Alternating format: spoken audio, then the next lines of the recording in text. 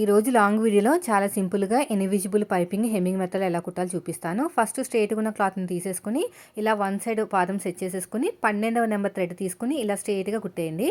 ఇది స్ట్రైట్ మనకి పీస్ అండి. ఎగస్ట్రా ఉన్న క్లాత్ని కట్ చేసుకుని ఇప్పుడు మనకి హెమ్మింగ్ పట్టీకి ఎలాగైతే క్రాస్గా క్లాత్ని తీసుకుని జాయిన్ చేసుకుంటామో అలా జాయిన్ చేసేసుకుని లెఫ్ట్ సైడ్కి థ్రెడ్ వచ్చేటట్టు పెట్టుకుని ఇలా నీట్గా కుట్టుకుంటూ వెళ్ళండి. చూడండి ఎలాగైతే కుడుతున్నానో అలాగా. తర్వాత ఎగస్ట్రా ఉన్న క్లాత్ని కట్ చేసేసుకుని మన ముందుగా రెడీ చేసుకున్న బాడీ పార్ట్ నెక్ ఉంటుంది కదా, మన చేతి వాళ్ళని బట్టి ఎటు స్టార్ట్ చేసుకున్నా పర్లేదు. నేను కాజా పట్టీ వైపు నుంచి స్టార్ట్ చేసుకుంటున్నాను.